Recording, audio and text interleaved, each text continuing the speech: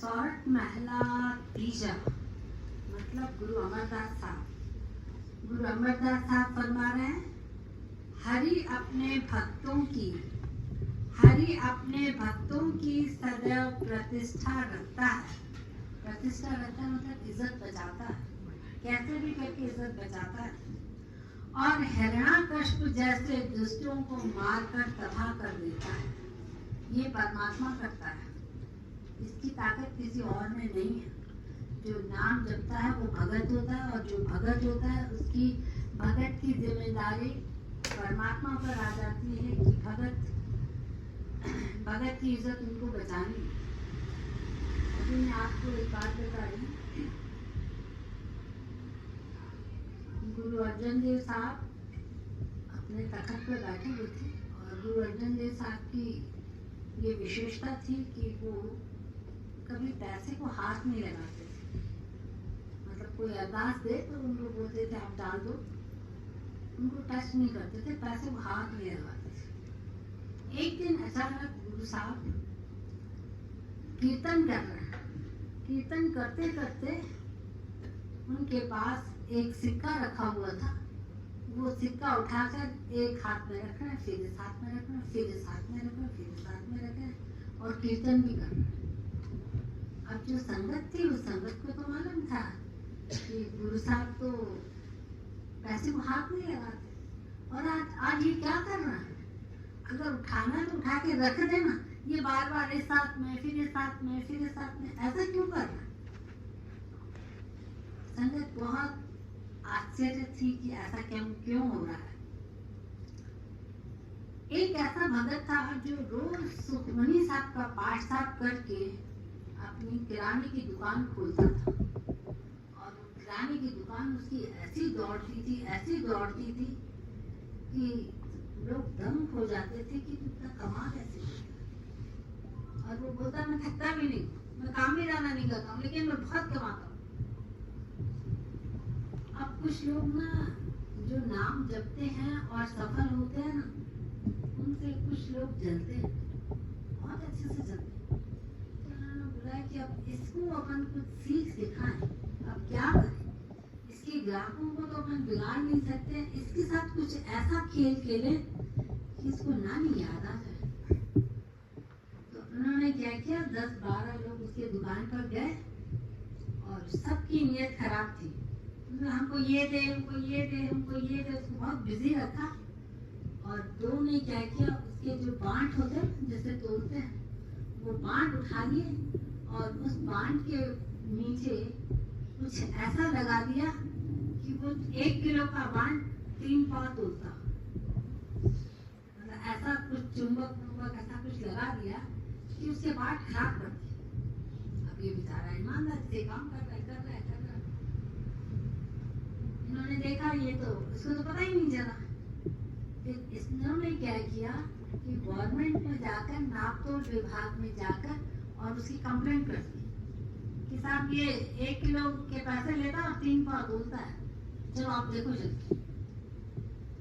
Complaint आई तो लोग आए उसके पास, उसने बोला भाई तुम्हारी कंप्लेंट आई। बोला साहब मेरे पास तो सब सीधा साचा हिसाब है, आपको जो चेक करना है चेक कर लो। तो उन्होंने बोला अच्छा तुम एक काम करो, तुम दुकान के बाहर आ जाओ और हम तुम्हारे दुकान की चेकिंग करें। बिल्कुल चेकिंग करें, उसको मालूम था, मैंने सुखमनी साहब का पाठ किया है, मैं नहीं जानता हूँ। जैसे उसको दुकान से बाहर निकाला, वो बोलने लगा वाहिगुरु अर्जन देव, धन गुरु अर्जन देव, वाहिगुरु अर्जन देव। और फिर बीच में ये भी बोलेगा गुरु साहब मेरी रक्षा करना, आपके भरोसे हूँ, मेरी रक्षा करना। इधर ये अरदास कर रहा है और उधर उसकी चेकिंग हो रही है। और उधर गुरु अर्जन देव साहब जहाँ माल कम पड़ रहा था, भाई 1 किलो हो रहा था, उसकी जगह पर 3 पाव तुल रहे थे, तो गुरु साहब वो बाट उस तरफ रख के उसको बराबर कर रहे थे, ताकि उस पर आंच ना आए। समझ गए ना मेरी बात, मैं क्या बोलना चाह रही हूँ। उन्होंने जहाँ उसने बेईमानी करके जो बाट कम कर दिया था, उस तरफ गुरु साहब सिक्का रख रहे थे, ताकि उसका जो माल है वो पूरा किलो ही तुले। उसकी इज्जत पर आंच नहीं आए। मैंने देखा रिजल्ट ये आया कि उसका सब कुछ ठीक था, सब कुछ ठीक था। ये उसके दुकान को ओके करके जब निकले तो फिर से वो लोग आ गए, बोले यार ऐसे कैसे हुआ, हमने तो इतना ये किया, फिर इसका ऐसे कैसे हो गया। फिर ये लोग इसके पास गए, कोई चीज ली, उन्होंने 1 किलो चीज ली तो अब 3 पाव तुली। एक चीज ली उन्होंने, किलो ली, पैसे किलो के दिए और चीज 3 पाव थी। तो उन्होंने बोला देखो, तो वो जो गवर्नमेंट ऑफिसर थे ना, वो उल्टे उन पर हावी हो गए कि हम अगर करके आए हैं तो आप हमको गलत साबित करना चाहते हो। जब हम पूरी चेकिंग करके आए तो हम अच्छे से करके आए ना, फिर तुम हमारे पीछे क्यों पड़े। तो उल्टे उसको जेल में जाना पड़ा, और उसको जेल जाना नहीं पड़ा। और इधर इसको लगा कि गुरु साहब ने मेरी इतनी इज्जत बचाई है, तो वो धन्यवाद के लिए गुरु साहब के पास गया। गुरु साहब ऐसी बात हुई तो गुरु साहब ने उसको बताया कि तेरी इज्जत बचाने के लिए हमारा जो खुद का, हमारी जिंदगी का जो नियम था कि हम पैसे को हाथ नहीं लगाते हैं, तेरी इज्जत बचाने के लिए मैंने उसको तोड़ा। और संगत के सामने, अब टाइम ऐसा था कि तेरे पास वहाँ चेकिंग हो रही है, उधर मैं संगत में बैठा हूँ, तो संगत के सामने मुझे वो उठाना पड़ा। और संगत के मन में बहुत सारे सवाल उठ गए कि गुरु साहब ने पैसे कैसे उठा लिए, गुरु साहब ने पैसे कैसे उठा लिए। तो देखो, मैं आपको बताना चाह रही हूँ कि अगर ईमानदारी के साथ अपन भक्ति करते हैं, प्यार के साथ, सद्भावना के साथ, इतने इससे मैंने भी आपको बताया था कि उस दिन किसी ने बोला कि भगवान मेरे को कुछ दे, तो भगवान ने बोला मैं तेरे को तो दूंगा, लेकिन तेरे पड़ोसी को तेरे से ज्यादा दूंगा। तो उसने बोला ठीक है, अब ये पड़ोसी को भी देगा, मेरे को भी देगा, तो मेरे को कुछ तो मिलेगा। फिर इसने देखा कि मेरे पास बहुत माल आ गया, लेकिन पड़ोसी तो बहुत खुश है। तो उसने बोला साहब ऐसे करो, आप मेरी एक आंख ले लो, तो पड़ोसी की दोनों आंखें ले लोगे, वो अंधा हो जाएगा, मैं कम से कम काना होके राज तो करूंगा। तो ऐसी गंदी भावना में हमारी भक्ति काम नहीं आती है। मतलब किसी का बुरा करने में हमारी भक्ति काम नहीं आती, हमारी भक्ति आती है हम हमारी रक्षा करने के लिए। तो गुरु साहब बता रहे हैं कि हरि अपने भक्तों की प्रतिष्ठा रखता है और हिरण्याकश्यप जैसे राक्षसों को मार डालता है। जब उनको गुरु साहब करता है तो हमारी तो छोटी छोटी बातें होती हैं, मेरे को पास कर दे, मेरे को नया मोबाइल दे दे, मेरा मकान बना दे, मेरे को नौकरी दे दे, मेरे बच्चे की सगाई कर दे, अपने पास तो छोटी छोटी बातें हैं। तो ये छोटी छोटी बातें अपनी कैसे नहीं मानेंगे। अगर आपकी कोई छोटी बात पूरी नहीं हो रही है तो आप समझ लेना कि आपका सिक्का खोटा है, भगवान का सिक्का खोटा नहीं है, आपका सिक्का खोटा है। आप सोचो कि आप जो भी कर रहे हो, मैं आपको एक बात बताऊं कि मेरे पास किसी ने बोला कि दीदी मैं पाठ करता हूँ, लेकिन मेरे को टाइम नहीं मिलता, तो कभी कभी मैं मोबाइल पे लगा देता हूँ और सुन लेता हूँ। अब टाइम नहीं मिलता तो ऐसा भी कर लेता हूँ, लेकिन मेरा ध्यान पूरा उसमें रहता है। मैंने कहा अच्छा। और उसका दूसरा साथी इसके पास टाइम भी है, बैठा भी है, कोई काम नहीं, फिर भी वो मोबाइल पर सुन रहा है। अब देखो, वो भी मोबाइल पर सुन रहा है, वो भी मोबाइल पर सुन रहा है, उसका काम हो रहा है, उसका काम नहीं हो रहा है। अब वो बोले दीदी वो भी तो मोबाइल पर सुनता है ना, तो भगवान उसकी बात सुन रहा है, मेरी बात नहीं सुन रहा है।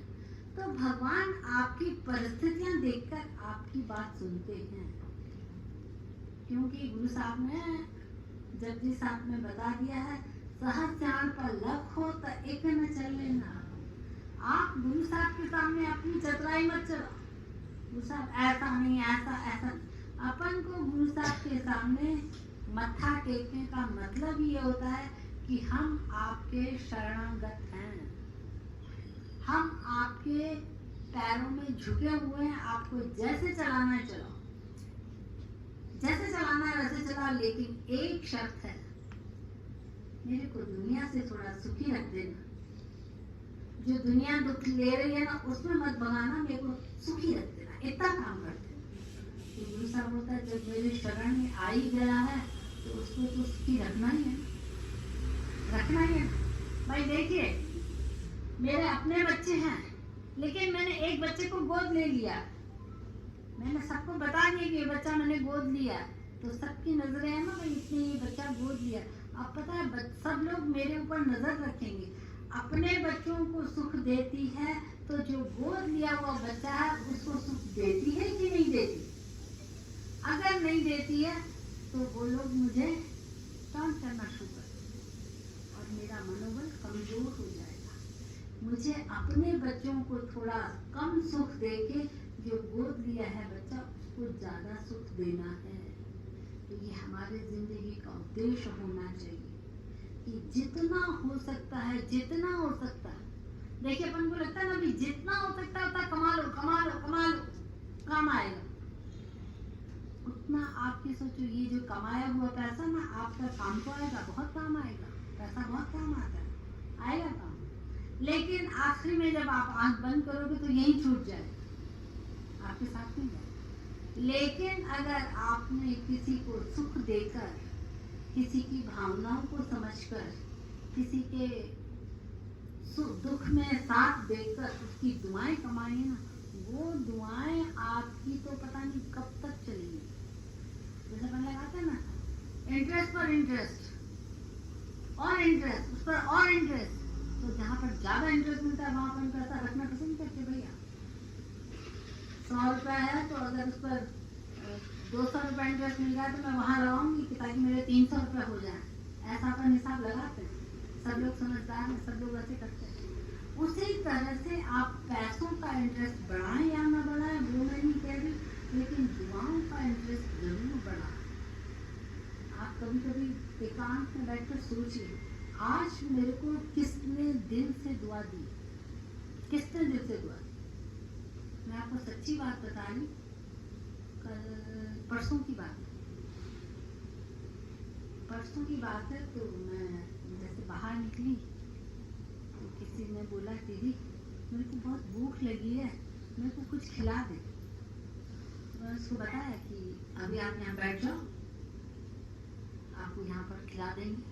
और मैंने किसी सेवादारी को बोला भाई इसका थोड़ा ध्यान रखना, सोचे से खिला देना। ये बोल के मैं चली गई। मैं चली गई कार में, मैंने निकाली कार और कार में गई तो ऐसे लग रहा था कि हल्की हल्की नींद आ रही है, थकी हुई थी, वैसे लग रहा था नींद आ रही है।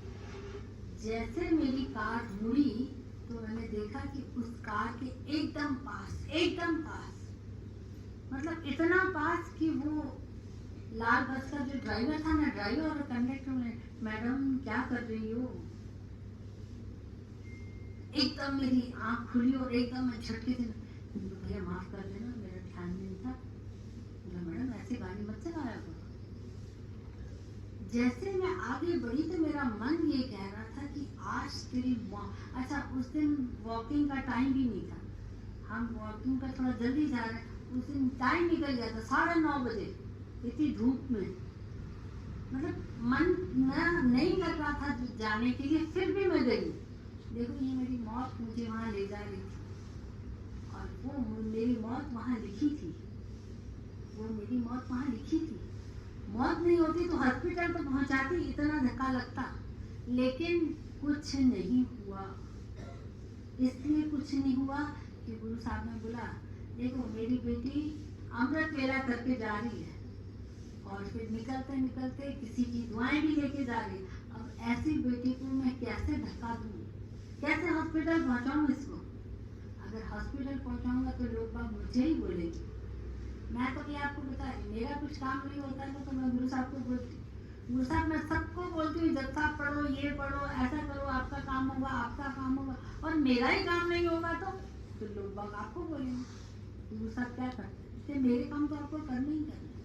और सच बता रही हूँ, आप विश्वास नहीं करोगे, ऐसे ऐसे काम होते हैं, ऐसे ऐसे काम होते हैं, सिर्फ मैंने सोचने की देर है वो सब ये काम हो जाना चाहिए और 10 मिनट के बाद होता है ये काम। क्या हुआ है कि मुझे इनकम टैक्स रिटर्न भरना था 31 मार्च लास्ट डेट। मैंने सोचा लंच लेके फिर कार है जाऊंगी, फटाफट जमा करके आ जाऊंगी, कोई दिक्कत नहीं। लंच खा के और फिर जैसे अब नींद आ रही है और आज लास्ट डेट है, अब नींद आ रही है यार, अब क्या करूँ, नींद तो आ रही है।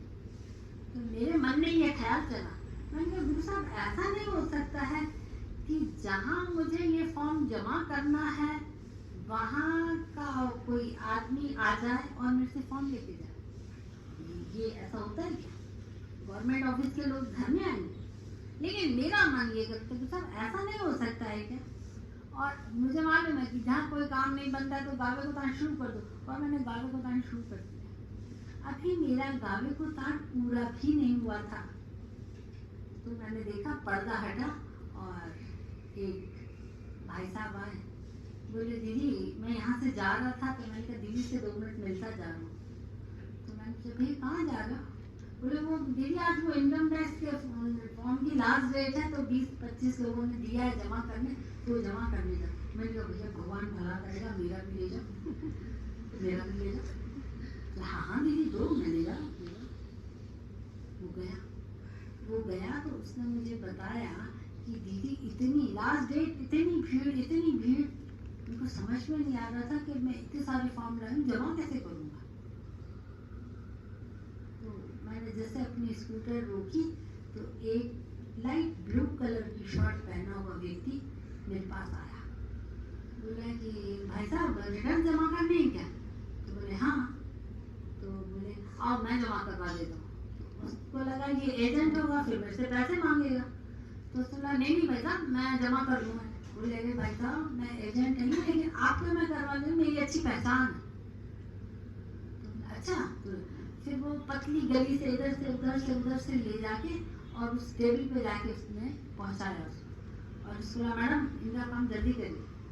मैडम ने भी उठाया, उसके 25 फॉर्म पर ठप ठप ठप ठप्पा लगाया, रसीद काटी, उसको दी और चलो हो गया तुम्हारा काम। तो उसने बोला अरे वाह ये काम तो, और उसने पैसे भी नहीं मांगे। अरे वाह, अब ये वो जो ब्लू शर्ट था ना जिससे अपना काम किया उसके कपड़े याद रहते हैं, वो ब्लू शर्ट को देखते देखते उसके पीछे आ रहा था कि उसको धन्यवाद दे दूं, चाय वाय पिला दूं, थोड़ी अच्छा काम किया।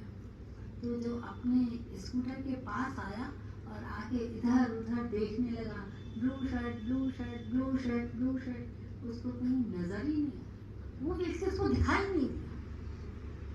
अब वो मेरे को बोल रहा था दीदी वो व्यक्ति का चेहरा मेरे आंखों के आंखों से ओझल नहीं हो रहा है, वो व्यक्ति कौन था? तो मैंने उसको बोला आप मैं बताती हूँ वो व्यक्ति कौन था, आती मेरे पास, मैं जब बताती हूँ वो व्यक्ति कौन था। वो व्यक्ति ये था कि उस व्यक्ति को इस व्यक्ति का काम करना है। क्यों करना है मेरे को नहीं मालूम, जो 21 फॉर्म थे वो कौन थे मुझे नहीं मालूम, लेकिन मुझे ये जरूर मालूम था कि मैंने तो सुखमणि साहब का पाठ साहब अमृत वेले किया है, मेरा फॉर्म तो जमा होना ही है। अब मेरा फॉर्म जमा हो और 21 का नहीं हो, ऐसे तो हो ही नहीं सकता। अब वो कैसे होगा, वो कौन आया, किसने आके हेल्प की, ये आप खुद सोच लीजिए। आज के जमाने में अभी की बात बता रही हूँ, ऐसा होता है। जब ऐसा हो सकता है, अपने ऐसे काम हो सकते हैं, तो अपन क्यों नहीं ऐसा काम करें। गुरु गोविंद सिंह साहब ने बोला है कि तुम अमृत वेला संभालो, आप अमृत वेला भक्ति करके आ जाओ, संगत के साथ बैठ के आ जाओ, फिर आके आप पूरा दिन सो जाओ, आपके जितने भी काम है ना, दुनियादारी के जितने भी काम है, सब मैं करूंगा। आप देखो गुरु गोविंद सिंह साहब खुद अगर हमारे काम करने आए तो बताओ कौन से काम में अपन को सफलता नहीं मिलेगी, कौन से काम में सफलता नहीं मिलेगी, हर काम में सफलता। लेकिन हम पता है भगवान पर भरोसा कम और अपने आप पर भरोसा ज्यादा। मैं करूंगा तब तो होगा, बोलते हैं पुरुषार्थ नहीं करूंगा तो काम कैसे होगा। लेकिन आजकल उल्टा हो रहा है, आप पुरुषार्थ करो या ना करो वो आपकी मर्जी।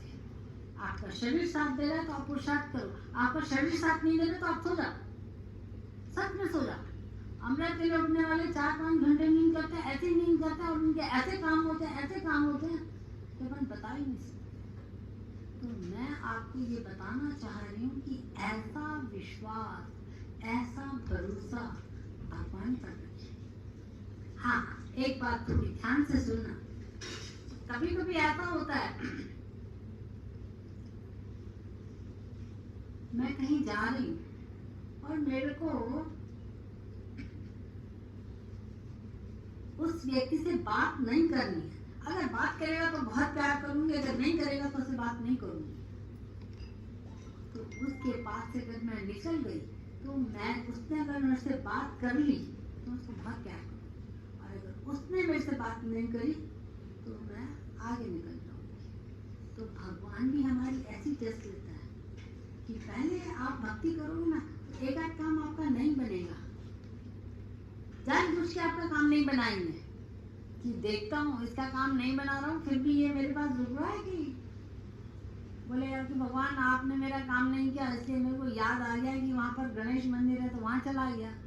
अगर वहाँ से काम नहीं हुआ तो फिर मेरे को मालूम है कि उस चौराहे पर एक जंतर तंत्र वाला बैठा है, वो काला धागा पढ़ के देगा, उसके पास चला जाऊंगा। अगर वहाँ भी काम नहीं हुआ तो थोड़ा आगे जाऊंगा तो कोई पानी पढ़ के दे देगा, उससे हो जाएगा। मतलब अपन मन में सहारा लेते हैं, भाई मेरा काम मेरा पापा नहीं करेगा तो भाई को बोल दूंगी, भाई नहीं करेगा तो भाई के दोस्त को बोल दूंगी, भाई का दोस्त नहीं करेगा तो पड़ोसी को बोल दूंगी।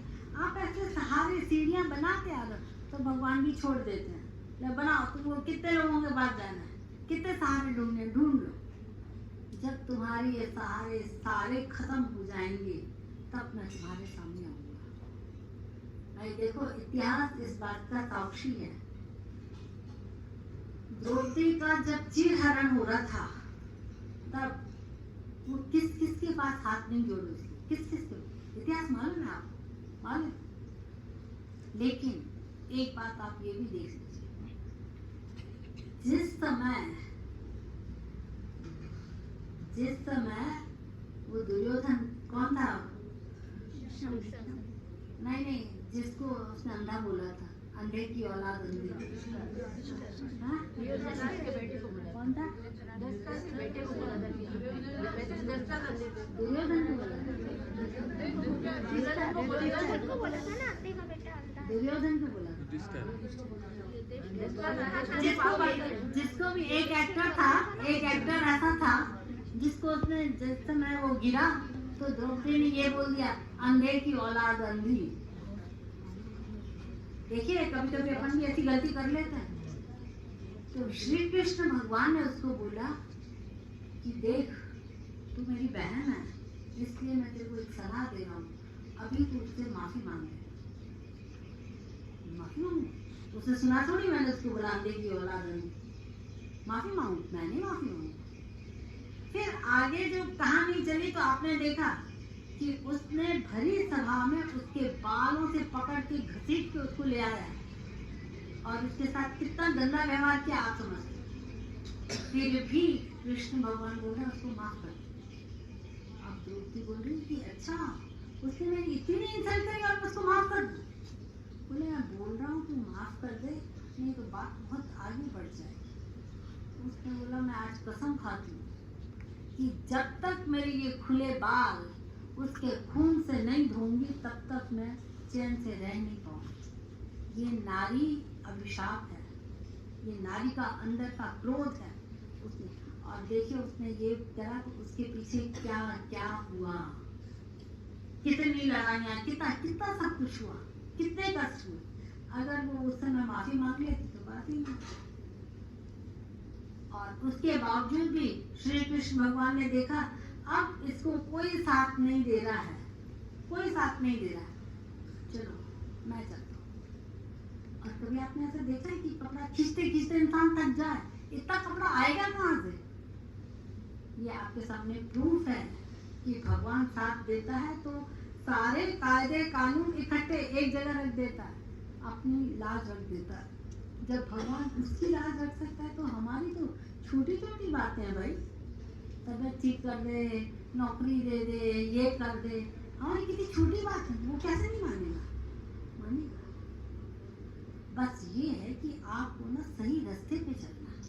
रास्ता सही है कि अमृत के लिए उठो, सबका भला करो, जो आपका बुरा करता है उसका भी भला करो, उसके लिए भी आप अरदास करो भगवान उसको सद्बुद्धि दे।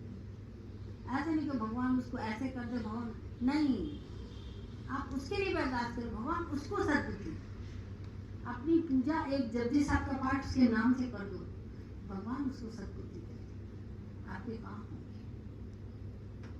सबका भला करो, दुआएं कमाओ।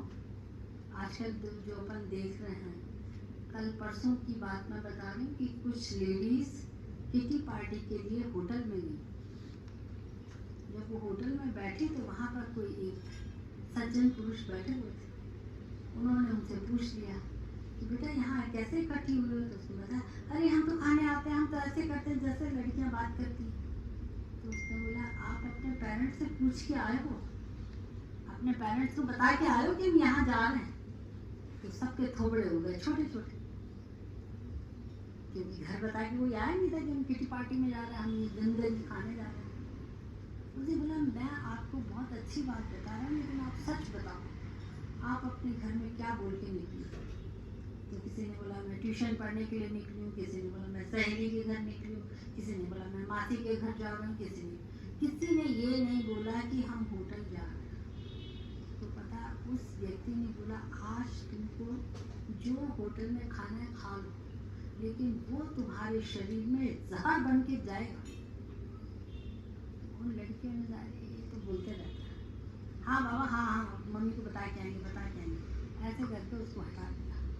और उन 5-6 लड़कियों ने वहाँ पर डट के अपनी किटी पार्टी की, और जो उनको मंगाना था होटल से ऑर्डर दो, आता जा रहा। 6 की 6 लड़कियाँ जब होटल से निकली, 6 की 6 लड़कियों को पेट में दर्द, ऐसा पेट में दर्द की रिजल्ट ये आया कि उनको हॉस्पिटल में एडमिट होना पड़ा।